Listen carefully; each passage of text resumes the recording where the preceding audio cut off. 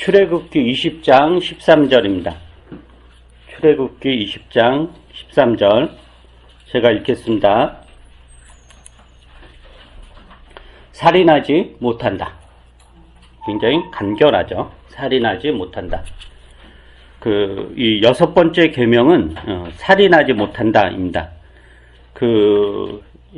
구약 성경이 이제 히브리어로 기록되어 있는데, 이 히브리어로 살인하다, 혹은 살해하다, 죽이다, 이런 동사가 3가지 정도, 이렇게 있습니다. 첫째는 하라그라는 단어인데, 이게 죽이다, 혹은 살해하다, 혹은 파괴하다, 라는 말로 번역되었고, 구약에서 이제 굉장히 제일 많이 사용된 단어입니다. 한 160회 정도, 두 번째, 160회 정도 사용되었고, 두 번째는 모트라는 단어인데, 이것도 이제 살인하다, 죽이다, 살해하다, 이런 뜻인데, 구약에서 한 200회 정도 사용되었습니다. 구약에서 그러니까, 이렇게 남을 죽이다, 이렇게 이제 보편적으로 사용된 단어가 하라그, 그리고 모트라는 단어고, 이게 거의 160회, 200회 이상 사용되었습니다.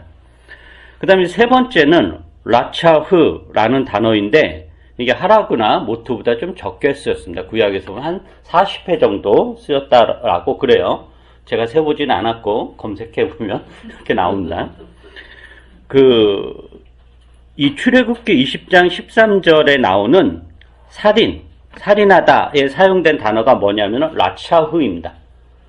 그러니까 한 40번 정도 적게 사용된 라차흐라는 단어인데, 그래서 이 6번째 계명을 이해하기 위해서는 이 라차흐라는 단어가 구약에서 어떤 맥락에서 사용되었는가 이걸 알아야 되는데, 이제 보통 전쟁에서는 이제 죽이는 거잖아요.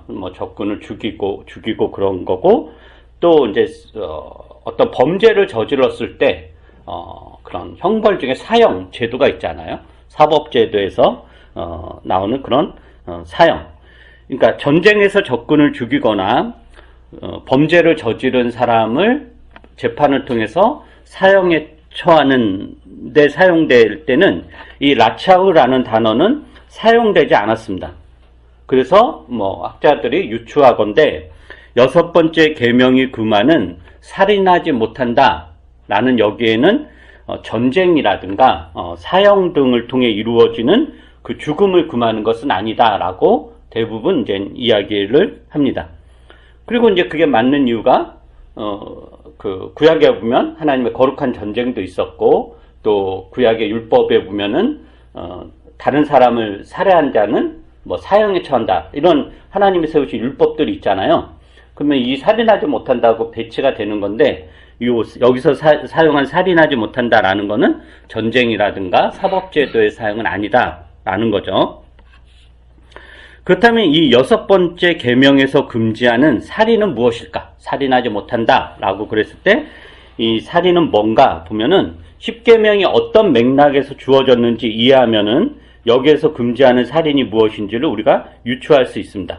이 10계명은 전에도 이야기했듯이 하나님께서 이집트를 탈출해서 하나님이 약속하신 가나안 땅에서 새로운 하나님 나라 공동체를 만들어 가고자 하는 이스라엘 백성들에게 주신 규범이죠.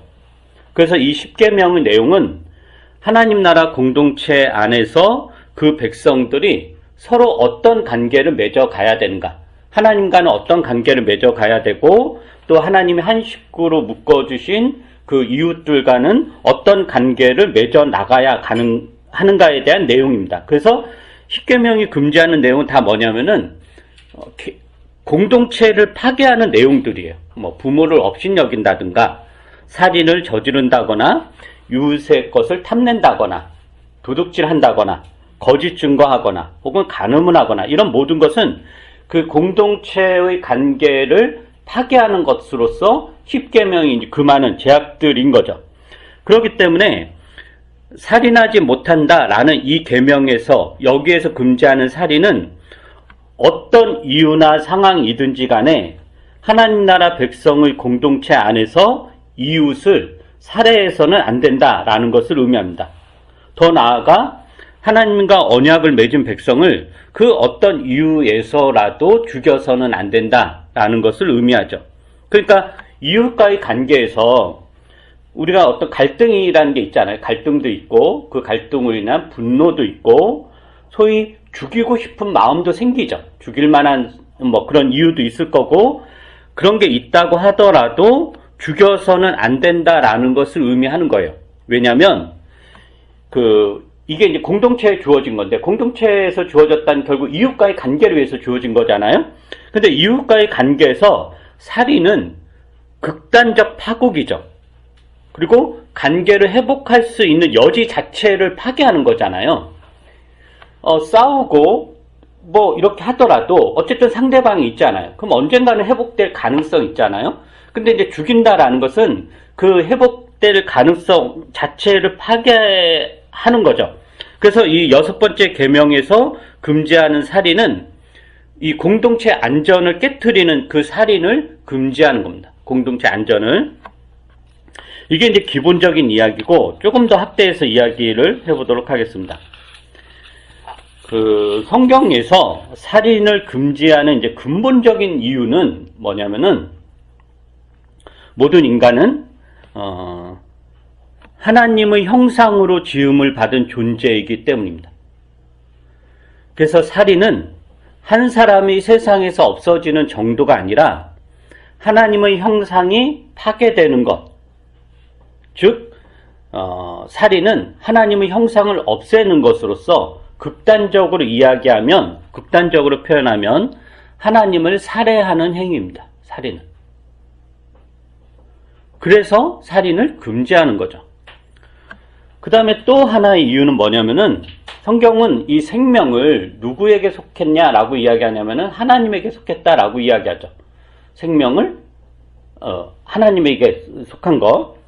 그래서 사람의 생명을 취할 수 있는 분은 하나님이다 라고 성경은 일관적으로 고백을 합니다.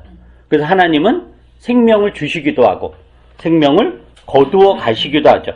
그러니까 목숨은 우리에게 속해 있는 게 아니라 하나님에게 속해 있다라는 거죠.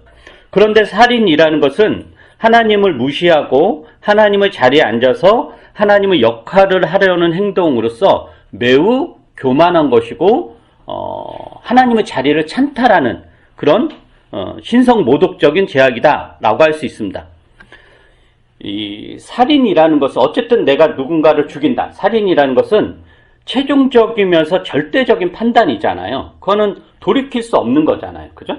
그러니까 최종적이면서 절대적인 판단인데 최종적이며 절대적인 판단은 하나님만이 할 수 있는 건데 그거를 내가 하겠다라는 거죠.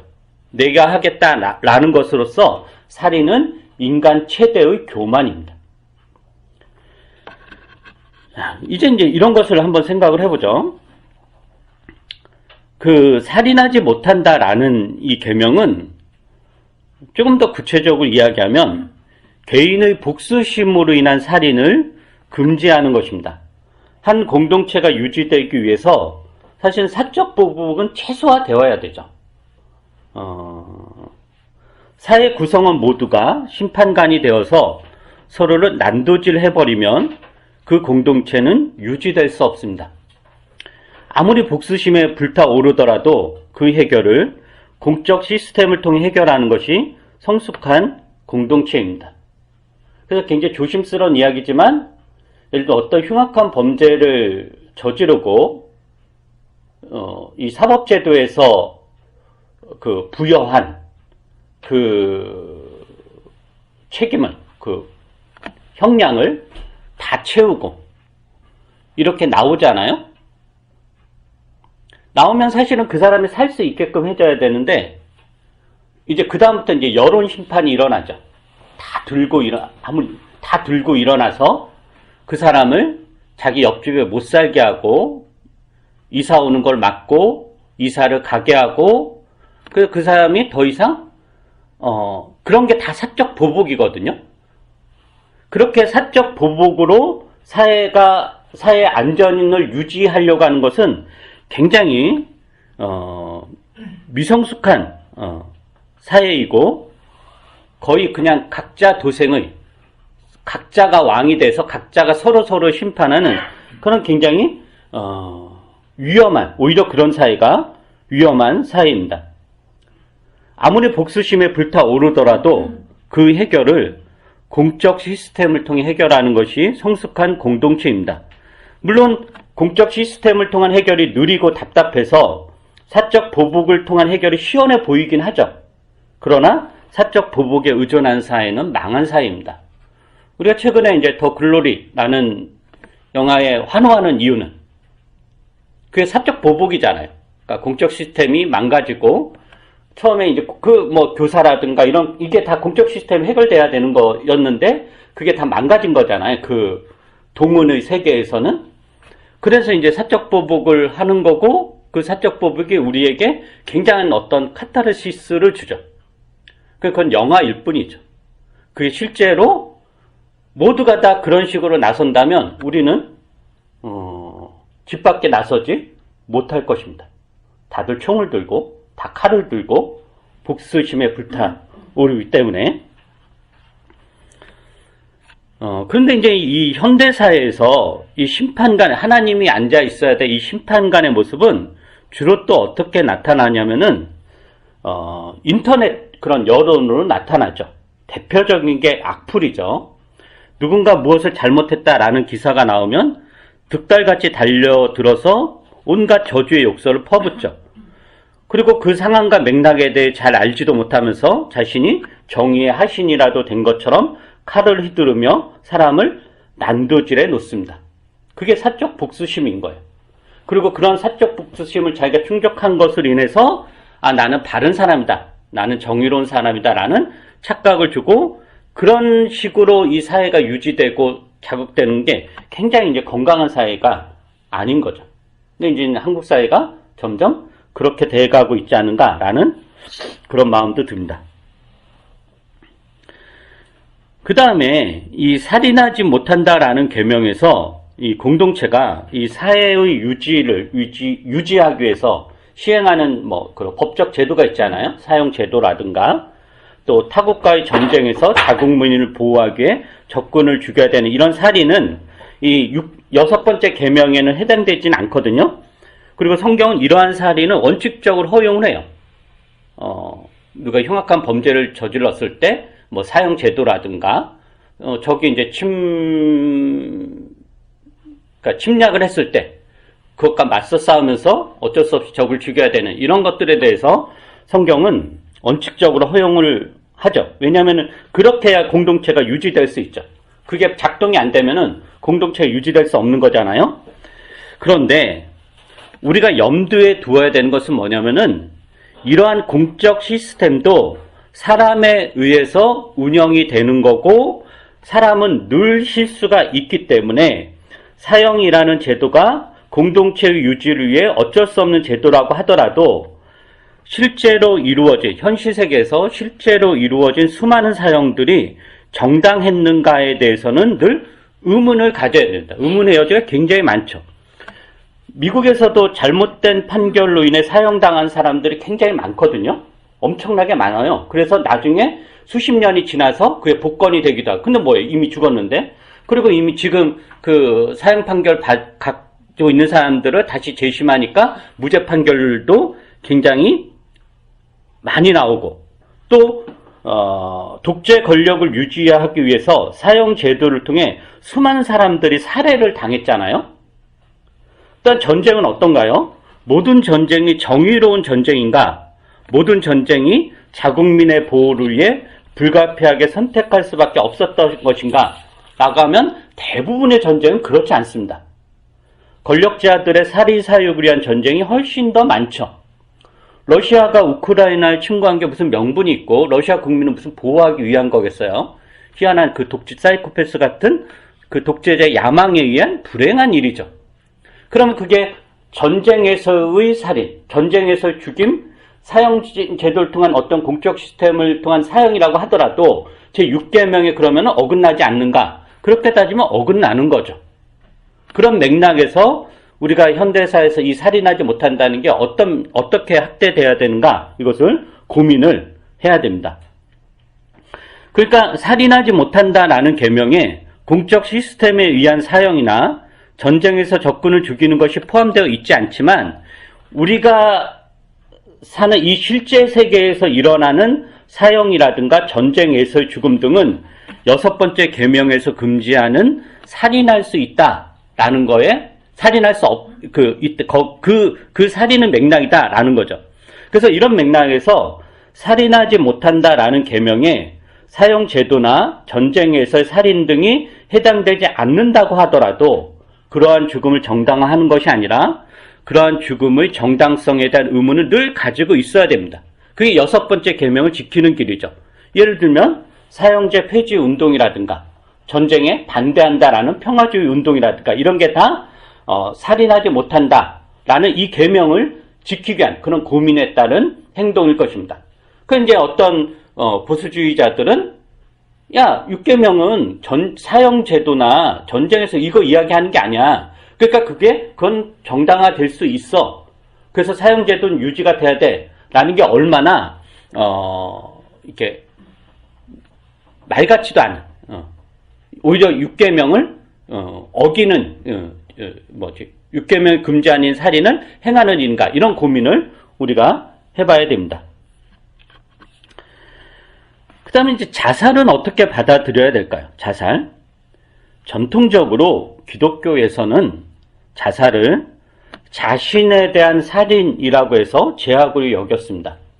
요즘 많이 그렇진 않지만 그래도 어떤 교단들은 혹은 천주교라든가 이런 데는 죄악으로 여기죠. 자살을 하면 이런 논리가 있습니다. 자살을 하면 회개할 기회를 잃어버렸기 때문에 지옥에 떨어진다. 이렇게 이제 가르치기도 했어요. 지금도 그런 사람들이 있고. 물론 이제 우리 교회는 이제 그러한 주장을 받아들이진 않습니다. 이게 말이 되진 않아요. 왜냐하면 자살을 하면 회개할 기회를 잃어버려서 지옥에 간다면 비행기 폭발이라든가 이런 거는 자기가 죽는다는 것조차의 인식도 없이 그냥 죽는 거잖아요. 그러니까 무슨 회개할 기회가 없는 거잖아요.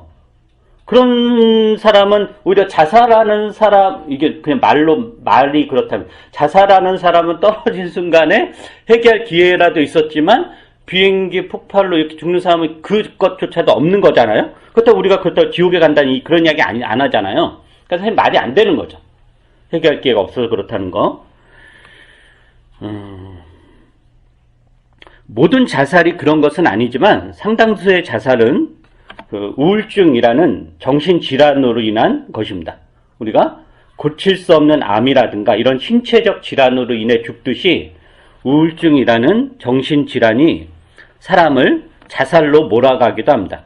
그렇기 때문에 자살을 자신에 대한 살인이라고 단정 짓는 것은 매우 잘못된 것이죠.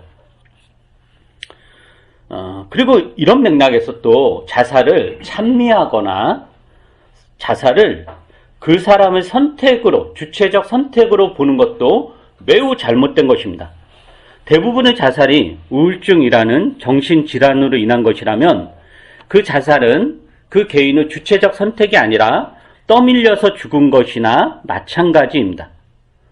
그러니까 자살을 우리가 자살하는 사람의 주체적인 선택으로 일어난 것이니까 존중해야 된다라는 것도 매우 잘못된 것입니다. 그냥 떠밀려서 누군가는 암으로 죽듯이 누군가는 그런 정신질환으로 죽는 것입니다. 안락사에 대해서도 생각을 해보죠. 그 안락사에 대한 논의는 매우 복잡하고 다양합니다. 몇 달 전에 그 모교 책수다 모임에서 읽은 존엄한 삶, 존엄한 죽음, 이게 안락사라든가 기독교 생사학에 관한 책인데 좀 두꺼웠지만 나중에라도 기회가 되면 한번 꼭 여러분이 읽어보시길 부탁드립니다. 이 책은 그 안락사라든가 존엄사 등에 대한 이제 다양한 그 논의가 나와요. 우리가 보통 잘 살아야 된다 이런 말 많이 하잖아요. 잘 살아야 된다. 우리가 잘 살아야 된다. 근데 이런 말은 하지 않죠. 잘 죽어야 된다. 근데 기독교 생사학이라는 건 그렇죠. 이제 우리가 잘 죽어야 된다라는 거예요. 잘 사는 것 못지않게 잘 죽는 게 얼마나 중요하냐. 그럼 잘 죽기 위해서 어떻게 되는가 이런 이야기도 나오는데, 그러니까 잘 죽어야 된다라는 말은 하지 않는 세상에서 잘 살아가는 것 못지않게 중요한 게 잘 죽는 건데, 우리가 이제 어떻게 죽음을 맞이하고 그걸 받아들이는 이런 고민이 이제 담겨 있는 책이어서 한번 읽어보시기 바랍니다. 근데 제가 이제 얼마 전에 그 안락사와 관련해서 트위터에서 이런 글을 읽은 적이 있는데, 이 안락사라든가 존엄사 관련해서 되게 이제 나름대로 진보주의 쪽에서 적극적으로 이제 받아들이고, 그걸 개인의 어떤 주체적 선택으로, 그 정도까지 찬미까지 하는, 그런 것도 있고, 그래서 안락사라든가 존엄사 이런 것들 반대하면 굉장히 고루하고, 이렇게 취급을 하는 것 같기도 합니다. 근데 얼마 전에 이제 트위터에서 읽은 글인데, 이게 이제 번역을 한 거예요. 일본 사람인데, 이 사람은 이제 일본의 상황을 이야기하면서, 일본에서 안락사라든가 존엄사 제도를 도입하는데, 자기는 이제 반대한다. 면서 어떤 이야기를 하냐면은, 안락사나 존엄사 등이 필요한 사람이 있는 것을 인정하지만, 그것을 법제화하면 악용될 소지가 너무 많다는 거예요. 어떤 면에서 악용될 소지가 많냐면은, 일본 같은 고령사회에서 고령층에 대한 부양부담은 점점 커져가잖아요. 굉장히 커져갈 거고, 그렇다면은 그 노령층의 사람들이 스스로 자신이 쓸모없다라고 여기고, 내가 짐이구나, 내가 자식의 혹은 이 사회의 짐이구나 여길 것이고, 그리고 어서 살아주었으면 하는 그런 어떤 무언의 압력을 느끼고, 그래서 결국 그 노령층이 안락사나 존엄사를 주체적으로 택하는 것이 아니라 내가 짐이 되기 싫다 라는 것으로 떠밀려 가는 식으로 대부분 선택할 거고, 그 나중에는 그게 막 보편화되면은 이제 그 젊은 사람들이 저분이 왜 안 가시나 이런 노골적으로 말은 하지 않아도 그런 압력이 그 자기네 사회는 있을 거다. 이분이 그 염려나요. 근데 생각해보면 한국 사회는 더하면 더했죠. 그죠? 우리가 일본 사람들보다 인격적이지. 이거 녹음을 지어야 되는데. 우리가 그렇게, 하지 않아서, 결국에는, 그럼 그게 본인들의 주체적 선택이 되겠는가? 아니죠. 오히려 사회가 노령 인구를 간접적으로 살해하는 거죠. 그 중요한 것은 제가 뭐 여러 가지 하도를 던진 건데, 그게 잡이 아니라, 이러한 고민을 우리가 해야 된다라는 것입니다. 그러니까 여섯 번째 계명 살인하지 못한다는 건 굉장히 선언적이죠. 거기엔 딱 그 단어밖에 없어요. 살인이 어떤 의미고 어떤 거 이런 게 없어요. 그 말은 그 선언적인 계명을 우리가 현대사회에서 어떻게 적용하며 실천할 수 있을까, 이거를 치열하게 고민해야 된다는 것입니다. 그 다음에 이제 마지막으로 좀 더 이야기를 해보면, 이 살인하지 못한다라는 계명의 목적이 뭐였죠? 아까 이야기한 것처럼 너희는 살인하지 못한다. 공동체를 유지하기 위한 거였잖아요. 그죠? 그러니까 살인하지 못한다라는 계명의 실천은 단지 사람을 죽이지 않으면 된다, 이 정도가 아니라 적극적으로 공동체를 어떻게 건강하게 유지할 것인가, 이 공동체를 하나님 나라 원리로 어떻게 생명력 있게 만들어 갈 것인가 연결이 됩니다. 그래서 예수님께서 이 마태복음에서 이 살인을 어떻게 학대하냐면은 마음의 문제로 학대하죠. 한번 볼까요? 마태복음 5장입니다. 마태복음 5장 21절부터 26절입니다.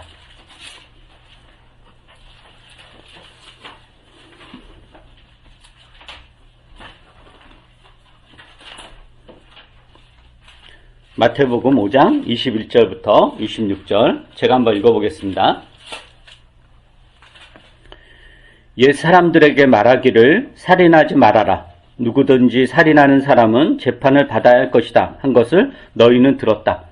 그러나 나는 너희에게 말한다. 자기 형제나 자매에게 성내는 사람은 누구나 심판을 받는다. 자기 형제나 자매에게 얼간이라고 말하는 사람은 누구나 공의에 불러갈 것이요, 또 바보라고 말하는 사람은 지옥불 속에 던져질 것이다. 그러므로 네가 제단에 제물을 드리려고 하다가 네 형제나 자매가 네게 어떤 원한을 품고 있다는 생각이 나거든 너는 그 제물을 제단 앞에 놓아두고 먼저 가서 내 형제나 자매와 화해하여라. 그런 다음에 돌아와서 제물을 드려라. 너를 고소하는 사람과 함께 법정으로 갈 때에는 도중에 얼른 그와 화해하도록 하여라.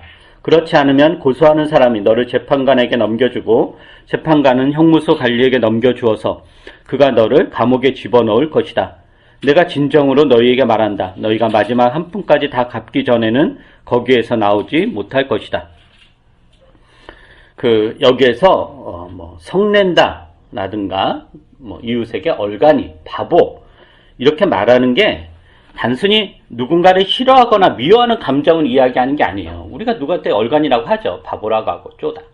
그 이야기, 그러면 지옥에 간다. 그렇게 또 생각하는 사람이 있어서 속에서는 막 바보 같다라는 말을 하고 싶은데 하면 지옥에 이러는데 그런 게 아니에요. 이게 23절에 보면은 23절에 보세요. 네 형제나 자매에게 내게 어떤 원한을 품고 있다는 생각이 나거든. 무슨 말이냐? 원한의 관계인 거예요. 그래서 원한을 품고 있다는 생각, 여기서 유추해서 성낸다, 바보, 얼간이 이거는 원한에 사무칠 정도의 굉장히 큰 감정을 이야기하는 거예요. 무슨 막 이렇게 너 이들 이따위로 하니 이렇게 바보 같냐? 물론 그런 말 해도 안 되겠지만 그걸 이야기하는 게 아니라 단순히 화가 나고 분노하는 것이 아니라 그것에 사로잡혀서 죽이고 싶을 정도 미워하는 감정이에요. 그러니까 살인이라는 것은 물론 우발적으로 일어나는 것도 있지만 대개는 이웃에 대한, 타인에 대한 미운 감정이 해결이 되지 않아서 쌓이고 쌓여서 폭발하는 행위죠. 그러니까 미움은 살인의 씨앗인 거예요. 근데 그 감정을 그대로 내버려 두면 그 감정이 발화를 하고 싹을 내고 줄기를 내고 잎을 내어서 결국에는 살인이라는 열매를 맺게 되는 거죠. 대표적으로 층간소음으로 인한 살인이 하나의 예죠. 층간소음이 처음 일어났을 때 그때부터 죽이고 싶을 정도의 감정은 아니었을 거예요. 그죠? 층간소음이 저 왜 저래 그래서 이제 이야기도 하고 근데 이제 그런 불편함에 쌓이고 이야기해도 잘 해결이 안 되고 또 계속 그러고 상대방은 또 미안하다기보다 막 적반하장으로 나오고 그러니까 해결이 되지 않고 계속 갈등을 일으키고 그러면서 이웃에 대한 미움과 원한의 감정은 쌓여가고 그 이제 결정적인 순간에 자기도 모르게 우발적으로 살인을 저지르죠. 그러니까 그 감정을 해결하지 못해서 살인이라는 열매를 맺는 거예요. 그러니까 살인하지 못한다라는 계명을 실천하기 위해서는 단지 나는 타인을 죽이지 않았으니까 괜찮아. 그걸로 만족하는 것이 아니라 타인에 대한 미움의 감정이 살인이라는 열매를 맺지 않도록 하기 위해서 자신의 감정을 잘 돌봐야 됩니다. 그래서 예수님이 그것을 감정의 문제로, 마음의 문제로 확대를 한 거예요. 우리가 누군가를 미워할 수 있고 싫어할 수 있습니다. 미워하고 싫어하는 것 자체가 나쁜 것은 아니에요. 그래서 내가 누군가 싫어서 평생 안 볼 수도 있어요. 그럴 수 있어요. 우리가 세상의 모든 인류를 어떻게 다 늘 보면서 살아요. 안 볼 사람 안 보고, 볼 사람 보고, 나한테 유익이 되고, 도움이 되고, 즐거움이 되고, 기쁨이 되는 사람만 보고, 만날 때마다 우울하고, 만날 때마다 막, 굳이, 그럴 필요 없죠. 물론 힘이 넘치면 그렇게 하면 되는데, 힘이 없으면 굳이, 저도 요즘은 이제 힘이 없어서, 이렇게 하면 안 좋은 사람 안 보고, 좋은 사람 보려고 하는 건데, 근데 어쨌든 그런 게 나쁜 건 아닌데, 그런데 그 미움과 싫음이 해소되지 않고 계속 쌓여가고 있는지, 계속 커지고 있는지, 그래서 계속 커져서 내 삶의 전반을 지배하고 있지 않은지 살펴야 됩니다. 그렇다면 그 미움의 감정을 해결해야 되는 거죠. 그래야 살인으로까지 가지 않을 수 있습니다. 이게 살인하지 못한다라는 계명을 지키는 하나의 실천 방법입니다. 예수님의 말씀을 조금 더 확대해서 이야기하면 이 살인은 직접적으로 타인을 죽이는 것만을 이야기하는 것이 아니라 간접적으로 죽이는 행동도 살인이라는 거죠. 사실은 직접적 살인이 있고 간접적 살인이 있잖아요. 근데 직접적 살인에 비해 간접적 살인이 더 심각한 이유는 간접적 살인은 대부분 살인이라는 것을 모르고 행한다는 거죠. 그러니까 자기도 모르게 누구나 행할 수 있어요. 예를 들면 뭐 기업에서 가습기 소독제인가 청결제로 인한 그런 사건이라든가 산업재해라든가 집단 따돌림이나 괴롭힘 이런 게 간접 살인일 수도 있고 더 그 이야기 하면은 거기서 제일 경악했던 말이 이제 나중에 어른이 돼서 만났을 때 동훈이 막 저기 하니까 괴롭히는 사람 우리가 그때 그렇게까지 심했었나? 이런 표현 하잖아요. 너무 경악스럽죠. 그러니까 간접살인 이게 본인이 그런다는 거를 모르는 거야. 그런 게 간접살인인 거죠. 그리고 자신에 대해서도 자신의 신체나 정신건강을 돌보지 않는 것도 간접살인일 수도 있습니다. 우리가 직접적 살인에 연루될 일은 거의 없을 것입니다만은 방금 이야기했던 맥락에서 보자면은 간접적 살인에는 연루될 가능성이 상당히 많은 거죠. 우리가. 내가 나를 돌보지 않는 것도 그렇고. 그러기에 살인하지 못한다라는 이 6번째 계명은 나와 전혀 상관없는 계명이 아니라 그걸 직접적 살인으로 생각하면 나하고 무슨 관련이 있겠어요? 설마 우리 평생에 누구 죽이겠어요? 아무 관련이 없죠. 그러나 이게 주의 백성들에게 주어진 계명이라면 나하고도 관련이 있는 거고 이게 간접적 살인이라는 맥락에서 여러 가지로 연결될 수 있다라는 것입니다. 더 나아가 살인하지 못한다라는 계명을 실천한다라는 것은 좀 더 적극적으로 이웃과 적극적인 평화의 관계를 맺고 살아야 된다라는 의미입니다. 그래서 친절해야 됩니다. 친절해. 저도 굉장히 친절하지 않은 편이긴 한데 어렵죠. 특히 식당에서 제가 여러분 앞에서 식당에서 불친절한 모습을 자주 보여서 까칠하다 이런 목사님이랑 부르기도 민망할. 늘 제가 반성을 합니다. 그날 밤에 잠자기 전에 오늘도 제가 불친절했습니다 라고 반성을 해서 그 살인의 씨앗을 어쨌든 제거하는데 친절해야 됩니다.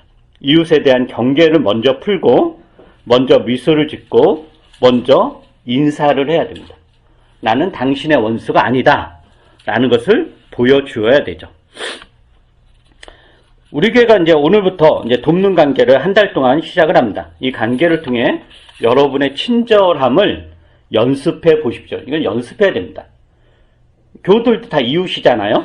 그러니까 이웃으로부터 도움을 받고 이웃을 도와주는 관계야말로 가장 평화롭고 친절한 관계인데 그리고 그 관계를 잘 발전시키는 것이 살인하지 못한다라는 계명을 현실의 삶에 적용하고 실천하는 길일 것입니다. 그래서 오늘 말씀을 통해서 이웃을 향한 여러분의 친절함이 풍성하게 넘쳐나기를 바랍니다. 기도하겠습니다. 사랑이 많으신 우리 주 하나님, 주의 백성들에게 살인하지 못한다라는 계명을 주심으로 하나님의 형상으로 창조된 이웃과 우리가 어떠한 관계를 맺어 나가야 되는가, 또 하나님의 형상으로 창조된 나 자신을 어떻게 돌보아야 되는가를 우리가 오늘 말씀을 통해서 잠시 생각을 해보게 되었습니다.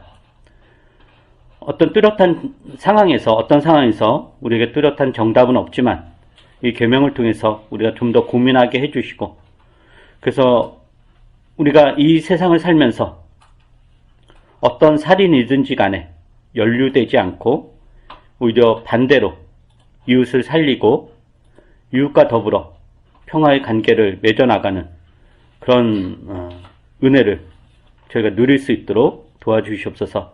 특히 이 교회 공동체에서 그러한 평화로운 관계가 서로를 친절하게 대하고 우애로서 대하고 서로의 생명을 살리는 그런 일들이 이 안에서 풍성하게 일어날 수 있도록 은혜를 더하여 주시옵소서. 감사드리며 예수님 이름으로 기도합니다. 아멘.